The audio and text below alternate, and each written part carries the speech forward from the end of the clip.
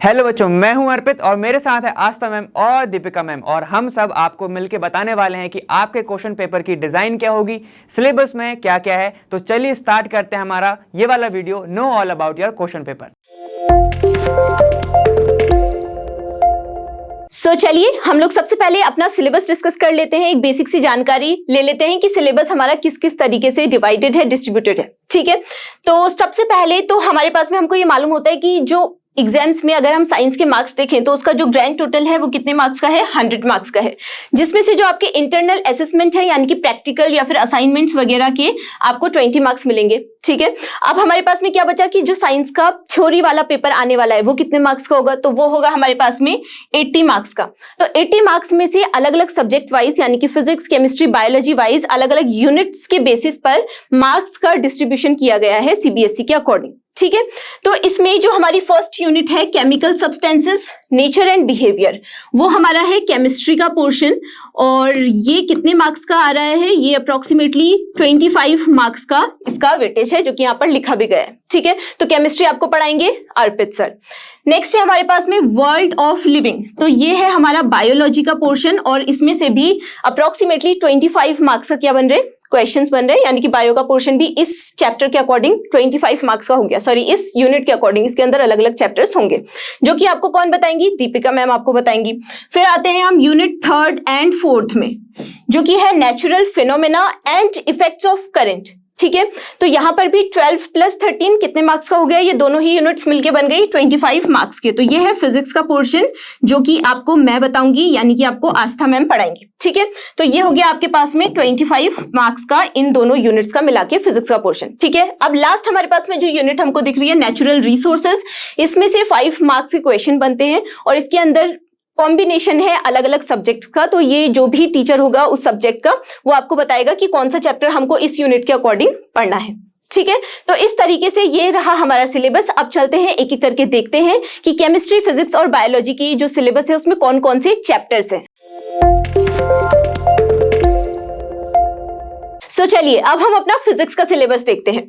तो फिजिक्स में बेसिकली हमारे पास में 3 यूनिट्स आती हैं, जिसमें से जो ऊपर की जो 2 यूनिट्स दिख रही हैं, एक तो नेचुरल फिनोमेना और 4th यूनिट यानी कि इफेक्ट्स ऑफ करंट, वो मेजरली यहाँ पर जो इंपॉर्टेंट पोर्शन रखता है फिजिक्स का वो उसमें है। ठीक है, तो पहले तो हम चैप्टर्स की नेम देख लेते हैं और फिर उसके बाद देखेंगे कि कौन सी यूनिट में कौन सा चैप्टर आता है और उसके अकॉर्डिंग ही हमको वेटेज भी पता चल जाएगी क्योंकि हमको मार्क्स पता है पर यूनिट के हिसाब से। ठीक है, सो देखिए फर्स्ट हमारे पास में है लाइट रिफ्लेक्शन एंड रिफ्रैक्शन। तो मैं खाली लाइट लिख देती हूँ, आपको समझ में आ जाएगा कि हमारा फिजिक्स का फर्स्ट चैप्टर है light reflection and refraction. Second है हमारे पास में the human I and the colourful world, तो यहाँ पर भी मैं शॉर्ट में लिख देती हूँ द ह्यूमन आई। ठीक है, और 3rd चैप्टर है, ये फिजिक्स के चैप्टर नंबर पे मत जाइएगा, मैं फिजिक्स के चैप्टर वाइज यहाँ पर लिख रही हूँ। ठीक है, तो 3rd चैप्टर हमारे पास में है इलेक्ट्रिसिटी एंड फिजिक्स का ही हमारा जो 4th चैप्टर है वो हमारे पास में है magnetic effects of electric current. तो यहाँ पर मैं मैग्नेटिक इफेक्ट्स लिख देती हूँ तो आपको अच्छे से समझ में आ जाएगा। और फिजिक्स का जो हमारा 5th चैप्टर है वो है सोर्सेज ऑफ एनर्जी। ठीक है, तो इतनी बात हमें क्लियर हो गई। ये 5 के 5 चैप्टर हम फिजिक्स में पढ़ने वाले हैं। अब ये कौन कौन सी यूनिट से रिलेट करते हैं वो हम लोग देख लेते हैं। तो पहले की जो 2 चैप्टर हैं यानी कि first chapter light reflection and refraction, the human I and the colourful world, वो हमारी कौन सी यूनिट से है, वो है नेचुरल फिनोमेना से और इसमें से आते हैं 12 मार्क्स के क्वेश्चन। यानी कि ये जो शुरू के 2 चैप्टर हैं ये दोनों ही चैप्टर आते हैं हमारी 3rd यूनिट में और इसमें से आते हैं 12 मार्क्स के क्वेश्चंस। ठीक है, तो ये दोनों ही चैप्टर बहुत ज्यादा इंपॉर्टेंट हो गए। 3rd और 4th जो चैप्टर है वो हमारे आते हैं 4th यूनिट में, यानी कि यूनिट का नाम क्या है, इफेक्ट्स ऑफ करंट। ठीक है, और इसमें कितने मार्क्स के क्वेश्चन बनते हैं, 13 मार्क्स के क्वेश्चंस इसमें से बनते हैं। तो ये दोनों चैप्टर मिलकर हमको कितने मार्क्स देते हैं, 13 मार्क्स देते हैं। लास्ट जो हमारा सोर्सेज ऑफ एनर्जी है, क्योंकि सीबीएसई के सिलेबस में इसको मेंशन नहीं किया गया है लेकिन एनसीईआरटी ने इसको डिलीटेड चैप्टर या फिर डिलीटेड टॉपिक्स में से नहीं डाला है, तो हम लोग इसको पढ़ेंगे।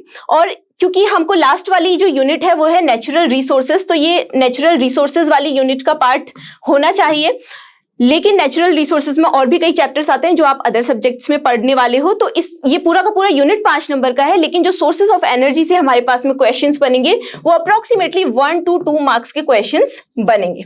ठीक है, तो इस तरीके से हमारे पास में सारे ही चैप्टर्स का unit wise, marks wise distribution हमने देख लिया। अब किस टाइप से हमको पेपर सॉल्व करना है, चैप्टर्स के जो मार्क्स की वेटेज है, जो प्रीवियस ईयर क्वेश्चन के एनालिसिस के अकॉर्डिंग हमको पता चलेगी। ये सभी चीजें हम डिस्कस करने वाले हैं किसमें, अपनी रिवीजन सीरीज में। तो ये सब कुछ हम लोग अपनी रिवीजन सीरीज में चल के पढ़ेंगे। तो अब स्पेसिफिकली बात कर लेते हैं बायो के बारे में।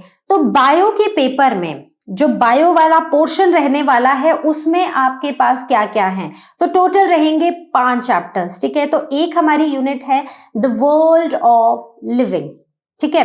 तो इसमें हमारे पास है कौन कौन से chapters, life processes, control and coordination, reproduction and heredity and evolution. तो ये चारों चैप्टर्स आपको अच्छे से पढ़ने हैं, ठीक है। और उसके बाद हमारे पास एक और यूनिट रहेगा, that is the last unit, that is natural resources, जिसमें एक ही चैप्टर है our environment and that is very scoring. तो वर्ल्ड ऑफ लिविंग जो यूनिट है इसमें से हमें आएंगे टोटल 25 मार्क्स के क्वेश्चंस। और अगर हम नेचुरल रिसोर्सेज की बात करें तो दिस यूनिट कैरीज 5 मार्क्स, ठीक है। तो ध्यान रखना है कि हमें सब पढ़ना है, अच्छे से पढ़ना है और अपने पेपर को अच्छे से करना है। तो एग्जाम पेपर पे जानने के पहले हम ये जान लेते हैं कि तुम्हारे सिलेबस में आती कौन कौन सी चीजें, कौन कौन सी यूनिट से कितने नंबर का आ रहा है। तो अपन सबसे पहले स्टार्ट कर लेते हैं पहली यूनिट में तुम्हारा आता क्या क्या है। तो 80 नंबर की जो तुम्हारे क्वेश्चन पेपर में से 25 नंबर का सिर्फ किससे आ रहा है, तुम्हारे पहली यूनिट से आ रहा है। अब पहली यूनिट में टोटल मिला के इस ईयर में 2023 में 4 चैप्टर माने गए हैं, ठीक है। एक चैप्टर को रिड्यूस कर दिया गया, वो अपन आगे देखने वाले हैं, ठीक है। जो तुम्हारा 4 चैप्टर है वो कौन कौन से, तुम्हारा पहला जो चैप्टर है तुम्हारा वो है तुम्हारा केमिकल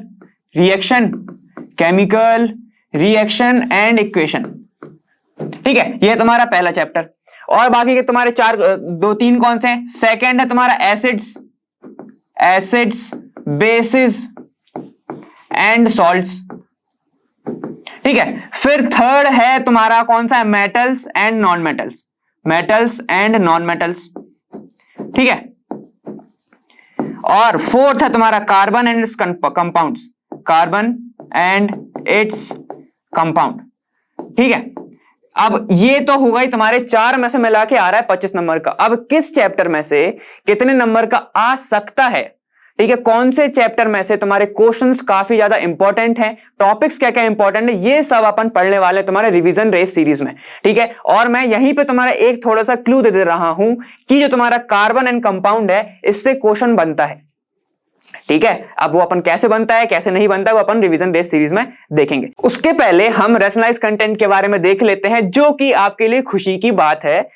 कुछ पहले सालों में क्या होता था, 5 चैप्टर लिए जाते थे, लेकिन अभी कितने चैप्टर लिए जा रहे हैं, सिर्फ 4, जिसमें से एक हट गया है। वो तुम जानते हो कौन सा, पीरियोडिक क्लासिफिकेशन ऑफ एलिमेंट्स।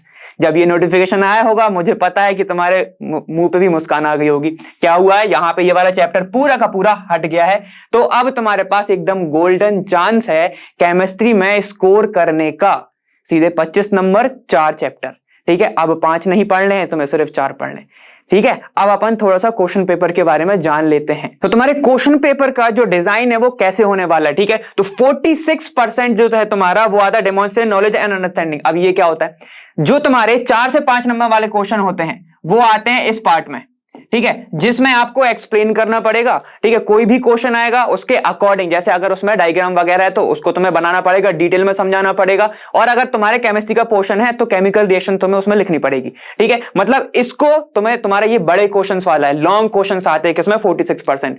बाकी का तुम्हारा 32% वाला कौन सा है, 32% वाला है तुम्हारा शॉर्ट क्वेश्चंस, ठीक है, जिसमें तुमसे डायरेक्ट वो पूछ सकता है कि ये क्यों होता है। जैसे कि तुम्हारे डिसएडवांटेज एडवांटेज वाले क्वेश्चंस होते हैं, रिलेशन वाले क्वेश्चन होते हैं कि कॉनकेव कॉन्वेक्स कैसे, कौन सा अच्छा होता है, डिसएडवांटेज क्या है, उसका रिलेशन क्या है उन सब में, ठीक है। तो वो सब आते हैं तुम्हारे 32 वाले पार्ट में।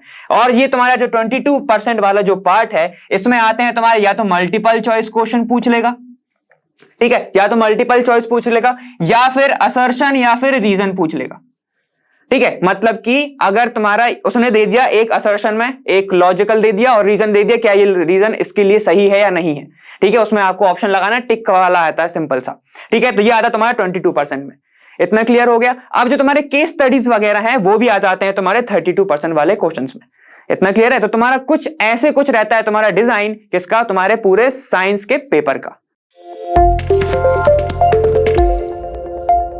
तो चलिए देखते हैं सीबीएसई क्लास 10 साइंस के बोर्ड एग्जाम का पेपर कैसा होने वाला है।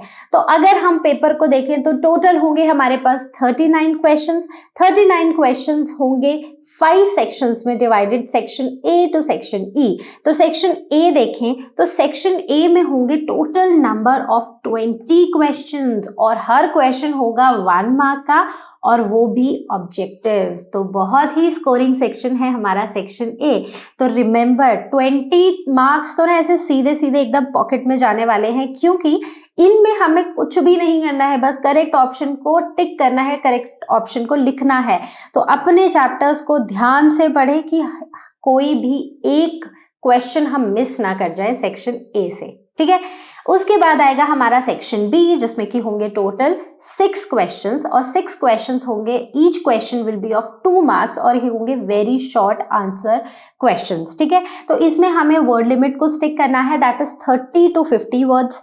फिर आएगा हमारा सेक्शन सी, जो कि होंगे total number of 7 questions and each question is going to give you 3 marks, so that means 21 marks, right. And these will be short answer type questions, जिनको आपको आंसर करना है 50 to 80 वर्ड्स में। Again I am mentioning stick to the word limit, correct. Then comes the D part, that is 3 questions and that to 5 marks each। तो इसमें ना अगर आप सीबीएसई का सैंपल पेपर देख लो ना इस साल का, तो उसमें हमें कुछ ऐसे दिया है कि 3 क्वेश्चन है, 3 में से 2 में इंटरनल चॉइसेस हैं और 1 में नहीं है। तो that veg also it is very scoring, ठीक है, कि चलो इसमें थोड़ा सा डाउट है तो और वाला ऑप्शन कर लो, है ना। तो these are again very very scoring questions. So इसमें भी वर्ड लिमिट है just 80 to 120 words, so always stick to the word limit, correct. Then comes the last section, that is E section. तो E section की बात करें तो total 3 questions होंगे और 3 क्वेश्चंस होंगे 4-4 नंबर के और इनमें सब पार्ट्स में ये क्वेश्चंस होंगे।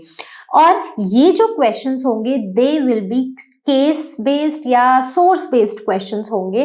तो बहुत ही स्कोरिंग है, आपको ध्यान से अपना क्वेश्चन पढ़ना है और आपको आंसर करना है। तो आई वुड सजेस्ट कि ए और डी पार्ट को ना सबसे ए से डी पार्ट तक सबसे पहले फटाफट से फिनिश कर दो अपना क्वेश्चन पेपर के आंसर्स। उसके बाद spend some time on part और सेक्शन ई, ठीक है। तो बहुत ही स्कोरिंग होने वाला है, इंटरनल चॉइसेस रहने वाली हैं। तो आपको ध्यान रखना है कि आपको वर्ड लिमिट को स्टिक करना है।